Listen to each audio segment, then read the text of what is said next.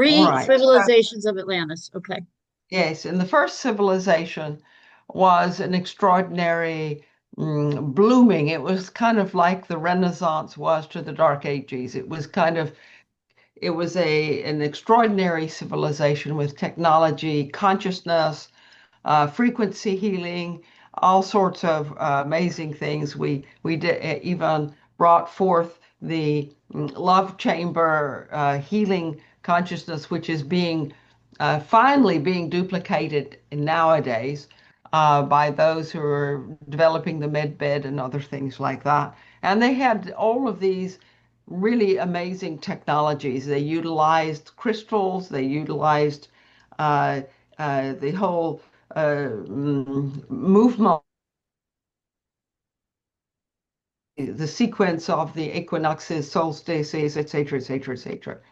And then there were those who became so very powerful with so much magic that they began to see that they could change the weather. They could do this. They could do that.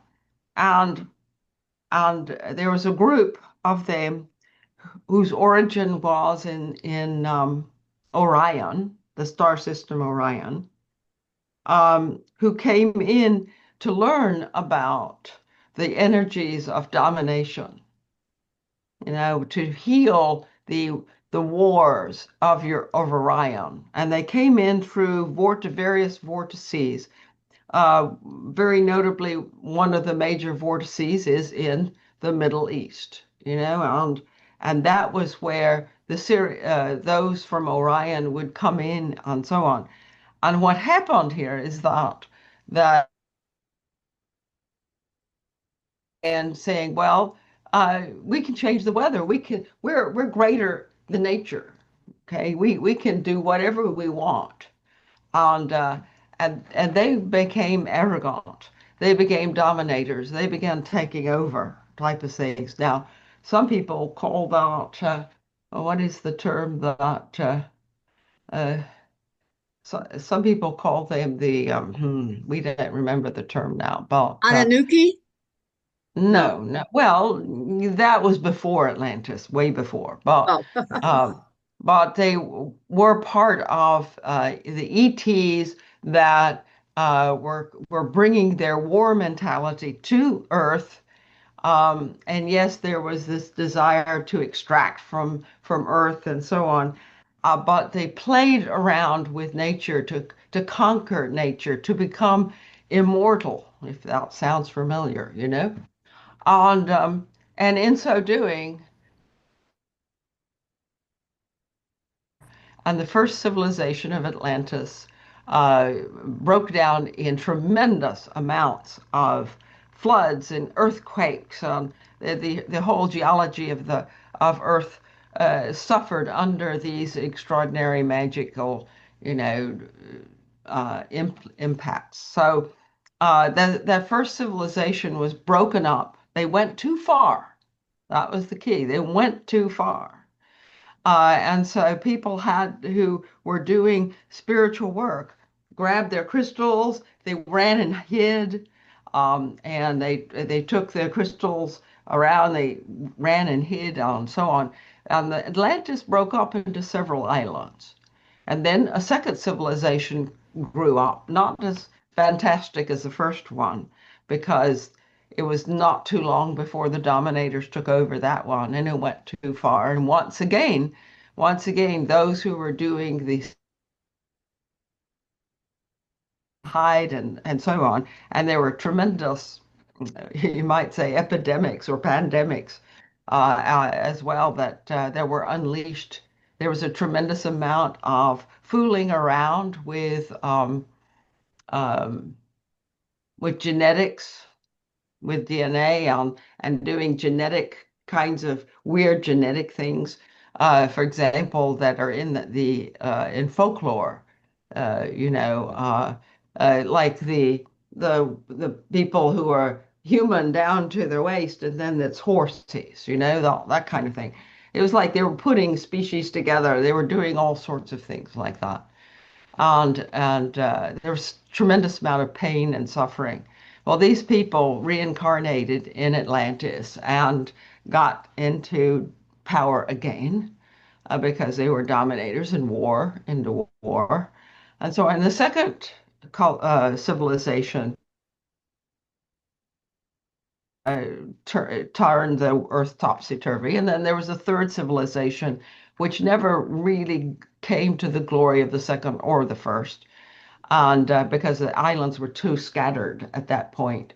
But then that finally also went under from the same thing. Now, what happened is in that, but the spiritual people who were reduced down to a small number, because so many were persecuted and killed, they made a vow that they would come back and that they would restore Atlantis to its original, most phenomenal beauty and majesty and healing and love and so on.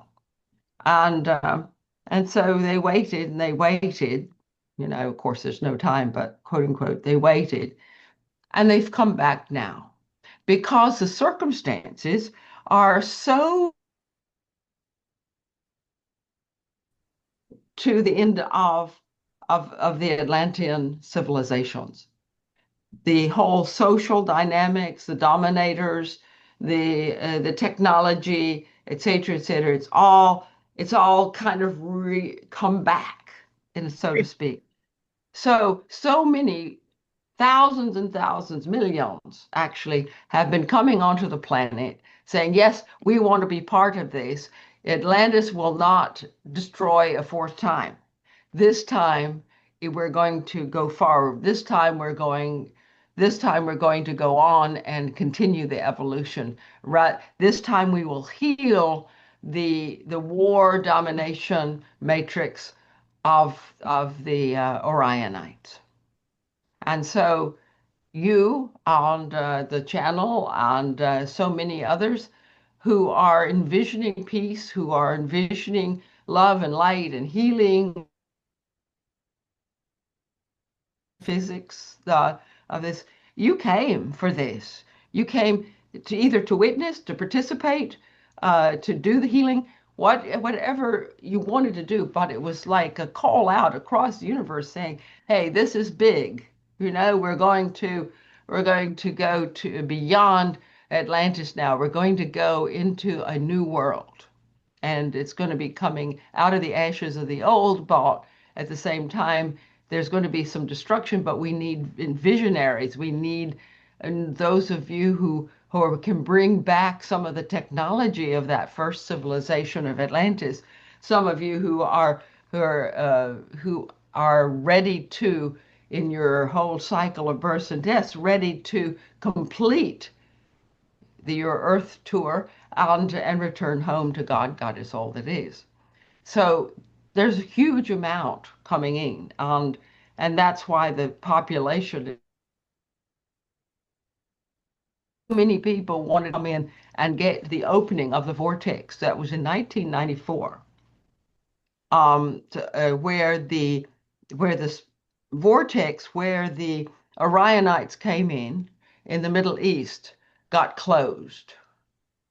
The goddess closed it, said, no, you just don't do this to the earth anymore.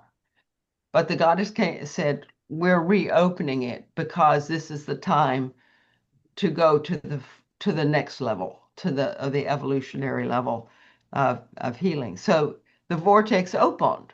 And so now the whole Middle East, which is, of course, has been in the crosshairs of all sorts of prophecies and religious tension and strife and so forth and so on, right there around that, portal that where people come in, that vortex, where the Orionites came in. So many people have come in to handle that energy, to allow now coming in through there the positive from other planetary systems. There's a lot of mm, um, there's those from Sirius, from the star system Sirius. There are those from the Pleiades, Arcturus, as well as some from Orion that are also not warlike because there was a pretty much conflict in the Orion system of those who are warlike, those who are peace, trying to work it out. This is where also the machismo and the male domination came in, and it was part of the evolution to to go through this whole thing. So in order to come through the other side of it, to lift beyond the thesis, antithesis to the synthesis of masculine, feminine in its full true glory. So a lot of those coming in are female, have an honoring of the feminine within themselves, and to bring the feminine back into value in the world so that there can be a balance to the masculine. And so it was also understood that this time would be a time of not just extreme turbulence because there's a huge transition, as well as transformation, as well as there is now coming transcendence, which really takes another vibratory dimensional up to be to be to be employed, to be tapped into, to live at a new level of vibration. And uh, so the transition requires tremendous destruction of all the institutions of control. And so what you're seeing in the world is this destruction having to come because just as in Atlantis, the dominators went too far. They're Now, you may think, oh, they've already been too far. Yes, yes, in a way. But it's like the pendulum has to swing all the way over and then swing back. But you are here to hold the resonance, to create the resonance so that the destruction is not as painful, so that there is a pathway where people can see where to go, who to be, how to be, to have a vision of what's beyond this dominator matrix that everyone has been bought into. And so the globalists, the ones who feel that they are the gods and that this is and they're entitled to everything here, and that they are better than nature, or reviving all of that crazy stuff. They see people as a threat. And so, but they think this time we have the technology, this time we will be able to capture everybody, most of the population on the planet. This time it'll all work out and we will enjoy life in our mansions and our families will have great dynasties, and et cetera, et cetera. And it just a really um, an old perspective just thrown on here. But of course they are finding a too much resistance and people are waking up and they're trying to put people back to sleep as fast as they can. They're really picking up speed about this thing. uh, and so part of the way that they can do that is through vaccination. They can make people go asleep by making them toxic, and destroying their third eye, their pineal gland. They've got their ideas here. Let's get these people not to object to us. Let's just continue our takeover. And then it's kind of like the globalists are like a big, sprawling, unhappy family. And so they're kind of in conflicts with each other, kind of like sibling rivalries, like Russia and and uh, and China and the U.S. But the whole vision of the U.S. as the dominant superpower, control of the world, and so on. They're going as fast as they can, and it's not going to be fast enough. But there is a crisis point that is coming, and we think that it's probably next year, 26 and 20, and some into 27, where the shit's hitting the fan. Okay. Now you think, okay, the shit's been hitting the fan pretty good for a few years here now already. But yes, yes, it has. You're witnessing the necessary destruction as those who already are envisioning a future have matured and are in a place in their lives where they're beginning to say, I'm going to listen to my truth rather pushed down upon me. And the uprising of the people, which kind of began last year in the 2024, and is continuing now, is going to really continue much more strongly the next couple of years. And we will see by the time we get to 2030 that the worldwide conquering by the globalists of everyone, getting everyone vaccinated, giving everyone dulled down and or overwhelmed with survival stress or however they need to do it to keep people under control so they won't rebel, keep them fighting each other and so on. All of this is falling apart. It's beginning already to fall apart. There are too many voices who already see the truth, like yourselves, and see through the propaganda and so on. But it's just you're going to have to realize that the world's not going to end. The dominators are not going to take over the, but a lot of the population will say, okay, we got what we wanted to see. We've done what we needed to do. So let's get out of here.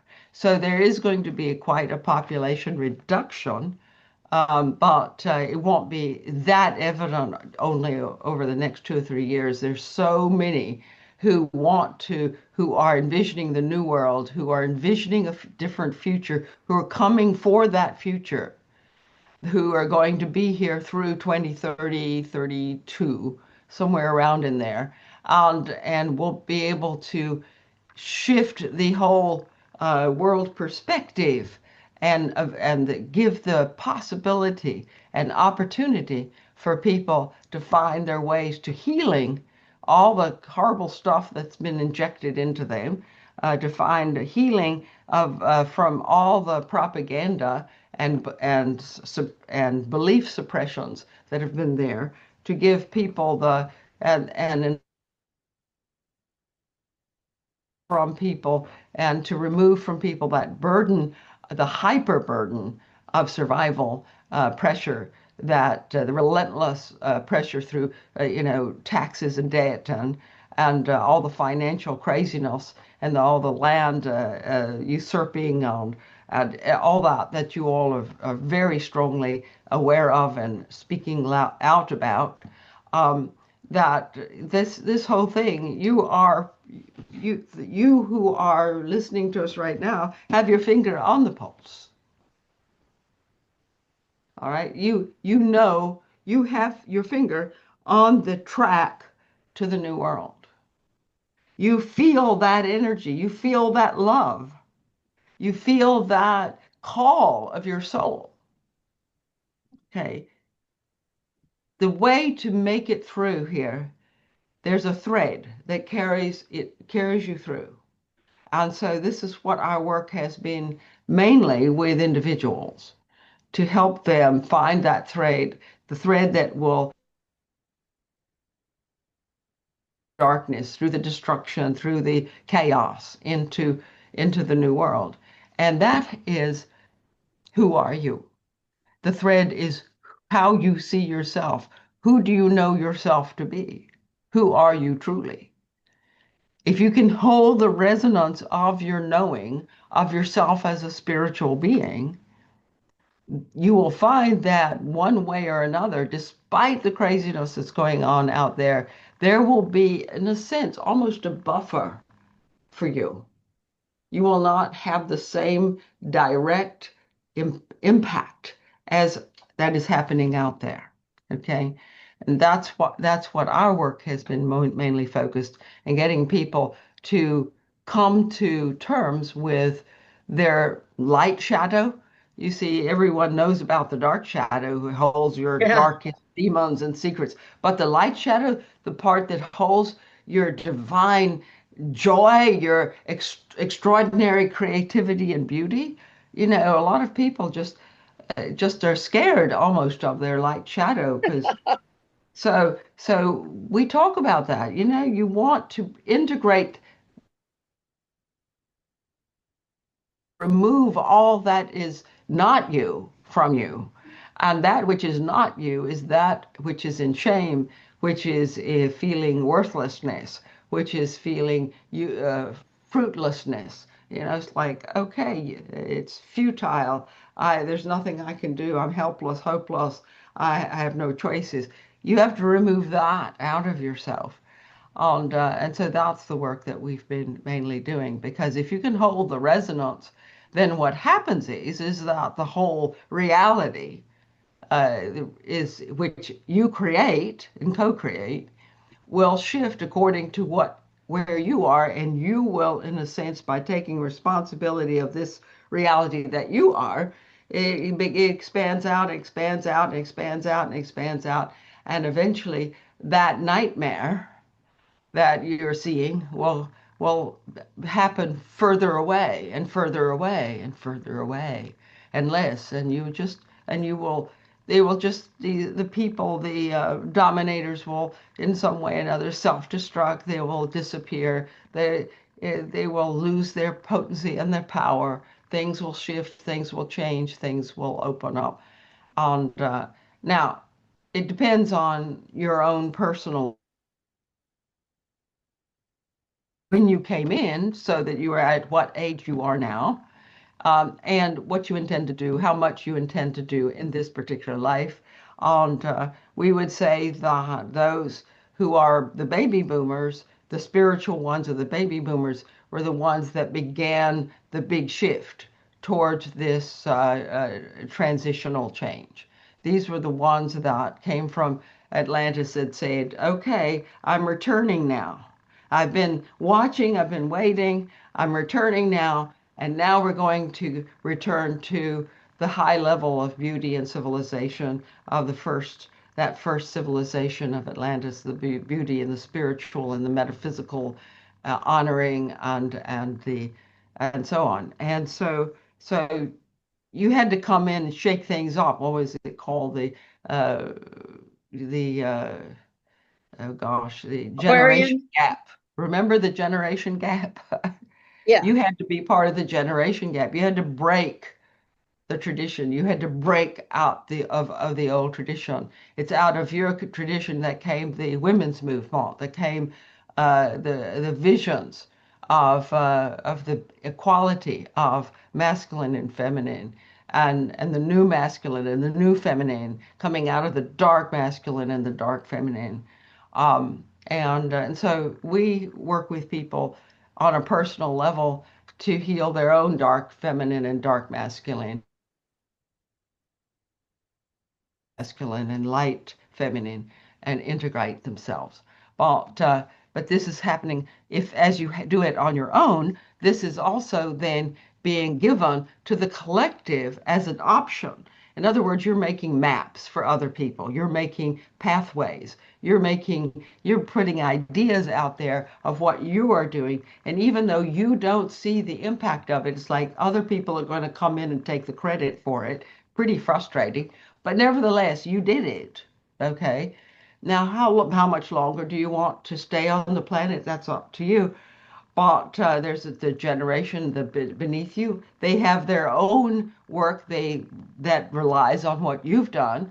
You've opened the door. Then they can do the next piece, and then the generation beneath there can do the next piece. There's a like about so from the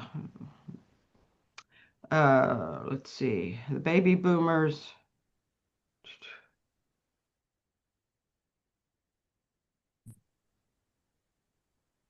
Okay, we would say probably those who are born those who are born in the early 2000s will see the full will see a a new adjustment will see what's on the other side and be able to live it.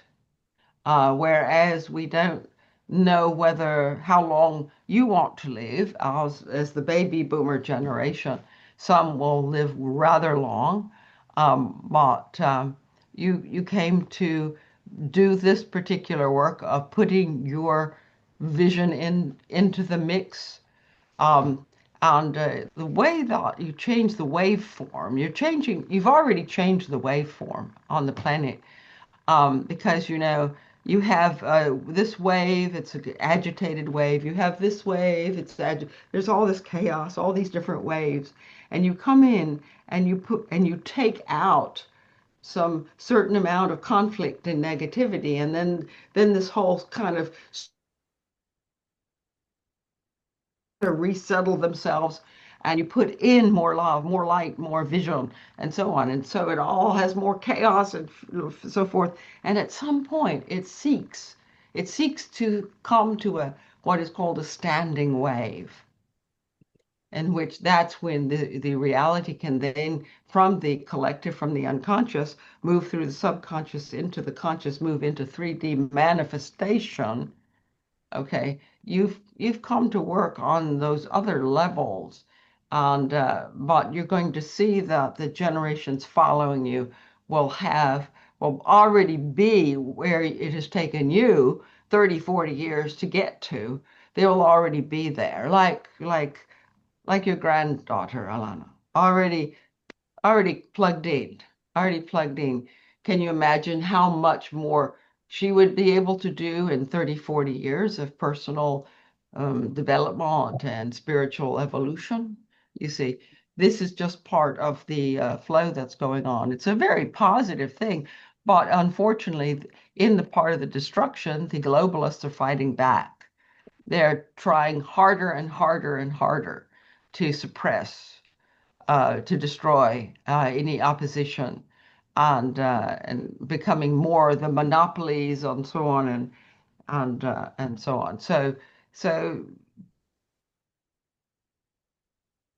it's very important so that people wake up that they don't have to obey and be compliant and stick their arms out. Okay, they'll like dull me down, make me a worker, make me or get rid of me or whatever. No, no, no, no. I'm going to hold the resonance, and so it's been quite a thing. So we've had to talk to quite a few dear ones who bought into the propaganda, and kind of helping retrain them out of it into their own truth rather than buying into the consensus mainstream propaganda stream. So those of you who already are aware of that, who are outside of that, you really need to do as much as you can to let others know what is going on.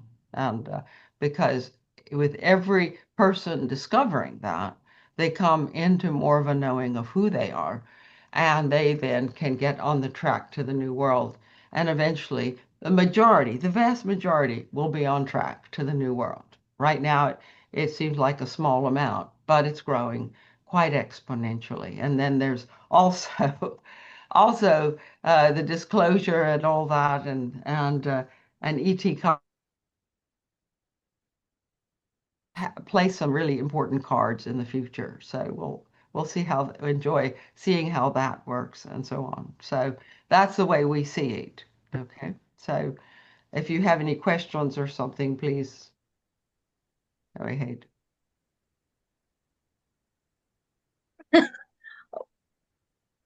I just Thank want to you. say, wow, thank you. Meanwhile, Nori has joined us. Does somebody want to fill Nori in of what we've been doing just Go now? ahead, Marilyn. Go ahead, Alanna. Well, we were having a conversation about the state of the world events, global events, and looking deep down into the power of Netanyahu and the power that has been aligned for a long, long time, centuries and centuries, mentioning Liz and Paul's work with the founding of the British Empire, Elizabeth I, John Dee, and all that magic stuff and intentional stuff. And then we wanted to know what's the power beyond that? What's deeper than that? Deeper than that? And I said, let's all of us use our intuition and feel into that power that keeps trying to destroy us. And then I thought to ask Ginger if she might ask her group on the other side to channel on this topic to give us some insights. And Ginger first said, well, they usually don't address this kind of thing, but I'll try. So she asked Galexis, and she went into her channeling state, and we just got a magnificent download back to Atlantis and the three civilizations of Atlantis. And we just got something incredible coming through of clarity, of vast perspective of what's happening on our planet now. It was amazing. Thank you, Ginger, and thank you, Galexis. Oh, wow. Okay, I you're mean, welcome. what a tremendous clarity. And I thought to, right as she was starting, turn on the record. And hopefully two things, we'll have the recording and we'll have the AI is generating tremendous notes. It takes everything you talk about and it puts it into words. And then it's for us to decide what we want to do with that. Do we want to post it out in Oh, ebook? good, because AI is going to take Alexis's talk and put out the points. I think so. I think Oh, I so. hope they do a good job. That'd be I fun. I Yeah. I I clicked on to send it. Usually it just sends to me as the host, and then I send it out to a group. But I did click on to send it to all of us immediately. Okay, great. Thank you. And so is the sense of us that who wants to go ahead and start posting it on KPASA, Deep Dive, Green Liberation. Those are the ones many of us are on. On any Substacks that we run, I could post it on my Substack. I've been wanting to put something up there. Oh,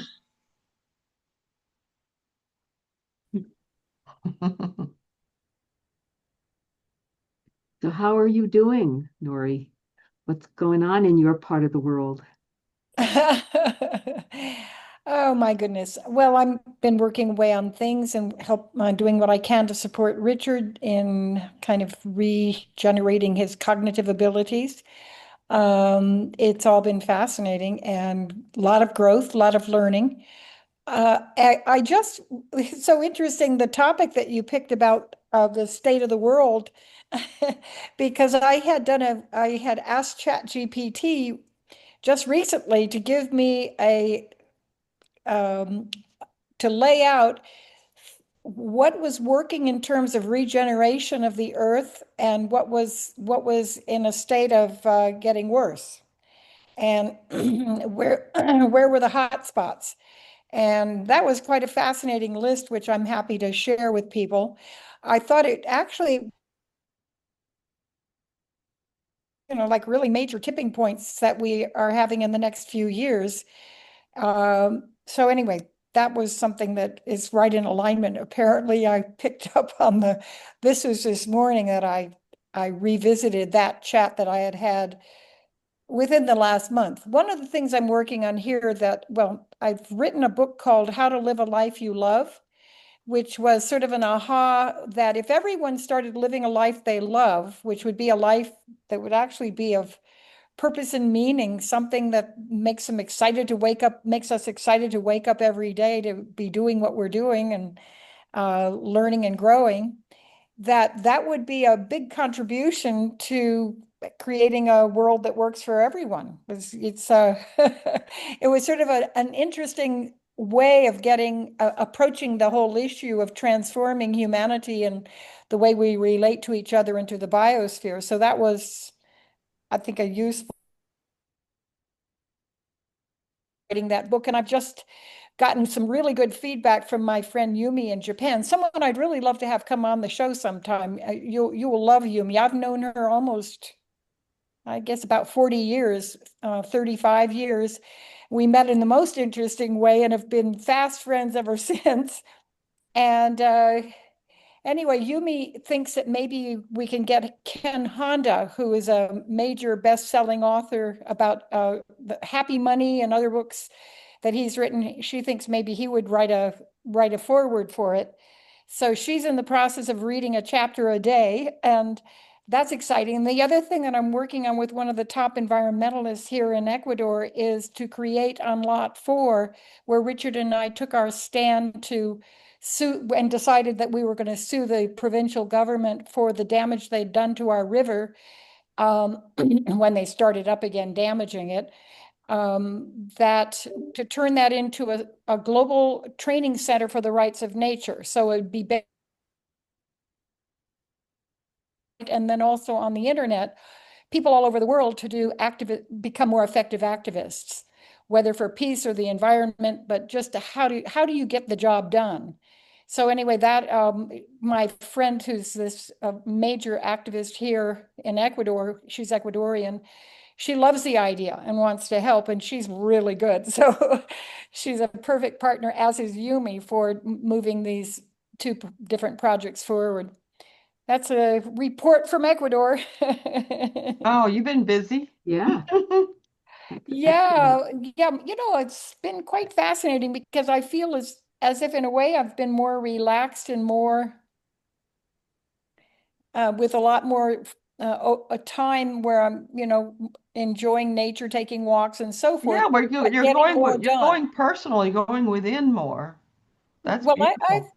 done that all along, but it's this time I think that I've narrowed down for the project done, very shortly, to move forward. So we're in the and I've picked really great playmates. I mean, Yumi's really good. She's really good. She's done all kinds of major things, and so is Nati Green. She's amazing what she's done here in Ecuador, and she knows how to.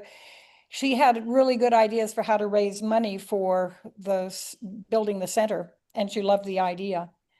So, Is the center where you live? Is that where it's envisioned? well, Lot 4 is one of Lot, the lots in our Garden of Paradise, yes. And it's actually the place where we heard one morning in, I guess it was 2010, we heard dynamiting upstream. And I looked at Richard and I said, they're at it again. Grab the cameras. We ran about half a mile upstream and got there just in time to get the perfect Kodak moment where we caught them pushing a giant boulder, a huge thing, when lots of gravel and other smaller, but we got it, the Kodak moment. I wrote an article about this, which I can send you. It's in Cosmos Journal. so that place where you stood to get those pictures of the Yeah. destruction is Lot 4? Lot 4, that is, yes. And that's exactly where we knew we had them by the short and curlies, as they say. And Lot 4 is where you want envisioning building a new center? Exactly. Yes, a global training center for the rights of nature. And, I've worked with Natalia to get launched the Global Alliance for the Rights of Nature. I can send you also a link to a video that I co-produced with a German videographer, where I wrote the script and did the narration of it. And it really is a nice, all of these are things that we're asking for about $300,000 to launch this. Okay, Nori, first of Yeah. all, when you first came in, I had talked to you. We talked Zoom. We saw each other like 3 or 4 weeks ago, I think. Yeah. All right. As soon as you came in, I thought she looks 10 years younger. So, okay. Really? Oh, that's Yeah, funny. really. And then now when you're mentioning this plan and Lot 4 and Global Training Center for the Rights of Nature, the past few days I've been getting a strong hit of your place as a training center. Oh, that's too fun. Well, And this I is, can roll out a whole lot. And my place too, my little 3 acre, your 300 acres. It's been coming very clear. And yeah, cool. go ahead. Any comment, Galexis? I'm not in trance right now. He's normal But state. I do have people around the world and so forth. And so Galexis can tune into that and talk to them about, their issues or whatever they need to do about it, etc. So I know that there's a lot of personal process involved, but I trust that I mean, your vibration is so high. I trust that it's probably going to really go well.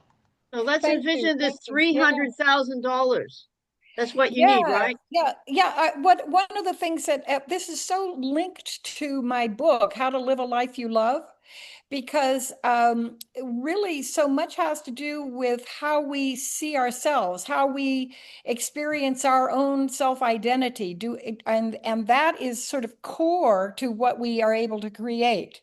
Exactly. That's Yeah. what Galexis That's basically what that is Galexis what just does came with through. people. Ah. Mhm. And yeah, absolutely. That's just what came through. Now, I've also been feeling alignment with calling in a lot of money to do the projects that we already have little ones going in several countries now, but I want to expand that seed and let it grow. So I'm also visualizing large quantities of money here in the next year. Yeah, every day I think about, am I going to contact Volvo Corporation, for instance, and so on. So Friends, I think it's like Alexis really just said. I mean, yeah, we're all in this to really make it happen. And Well, at we some really point, are at it. Mhm. friends, We're at, I need to just chime in really briefly because I have to go. I have an appointment I have to get to. But I just want to say I'm glad you found us, Nori. Best of luck with that project. It sounds thank you. fabulous. And your energy is so amazing. I'm sure it will be a wonderful success, as is yours, Alanna, and uh, um, Ginger, Galexis. Thank you for that flow, the outpouring of wisdom and knowledge. Really appreciate it. And Liz, so good to see you too. Thanks for your contributions. I gotta go. I won't be here next Monday, but I'll be here in 2 weeks. So wishing you all if you celebrate Christmas, and a happy solstice if you happy celebrate holy solstice. days. Yes, Happy exactly. holy Yes. days. You Thank you, too. Marilyn, and Bye-bye. blessings, blessings, blessings. Okay, let's schedule Yumi. You want Yumi to talk to us. Let's see when we I can would do love that. that. I think Yumi is amazing. She's Yeah. when I met Yumi, she was the one of the only, if not the only, stock and bond dealer on the Tokyo Stock Exchange, and she had made at 26 years of age, she had made so much money that she and her sister had bought a four-story building in Tokyo, which had the most expensive real estate in the world. Within 2 months of meeting her, I mean, we met backstage at a Paul Winter concert in Tokyo. We both knew Paul, and I see this petite young woman going around with a clipboard and this huge smile and going. I couldn't tell what she was saying, but I'm looking at her and I'm just with this tremendous sense of joy in my heart, thinking, "Hey, that's a mini me." And at that point, she suddenly feels me looking at her, suddenly turns, and we get eye contact, and we simultaneously point at each other, and we both say simultaneously, that's how we met. You froze on my screen. You froze. So what did you both say simultaneously? We pointed at each other simultaneously, and we both said, "You." She came over immediately, and then that evening she came back with me and the two people I was no, there were four people I was with, where I had found us a place to stay in Tokyo. I was interpreting for them and I was introducing them to Japanese environmentalists and peacemakers. Okay, well, Yumi was passing a petition to save about 1,000 acres in Monkey Bay in Belize, which she succeeded in doing with working with a friend. And so anyway, she came back every night until we left. It was maybe 5 nights. And then we talked all night long. And then she would go to her job the next morning, leaving around 4 in the morning to go home and take a shower and go to work. 2 months later, she quit her job. And she said, until I met you, Nori, I had never met anyone who was able to do this full time and survive. And that gave me courage to do this.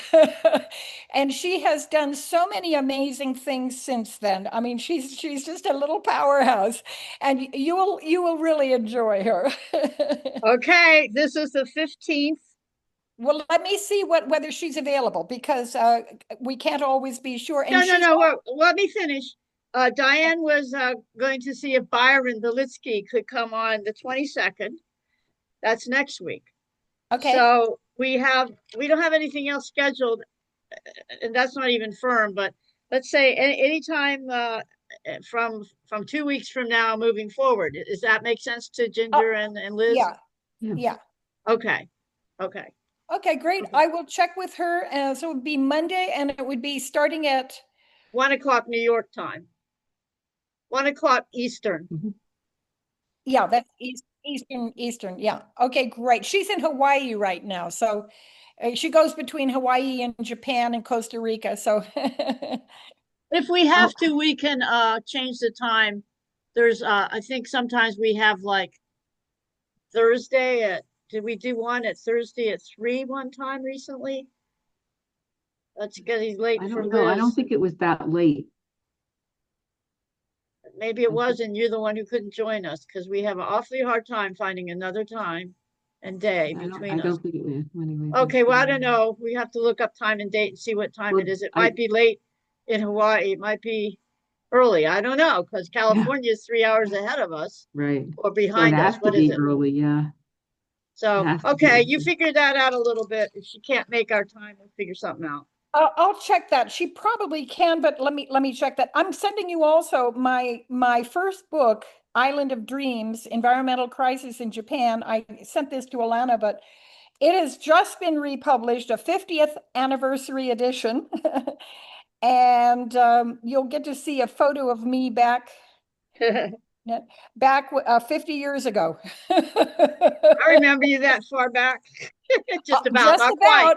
about Not quite. 40, yeah, not quite 45 years, but I pretty much look like that then. Well, what a grand, Through the link in wonderful the chat, time. you'll find it there. Yeah, this is, and it was my co-author contacted me and said a friend of his had just read the book and said, this is even more relevant today than it was back when you wrote it. You really need to republish it as a 50th anniversary edition. There you go. It's Yeah. manifestation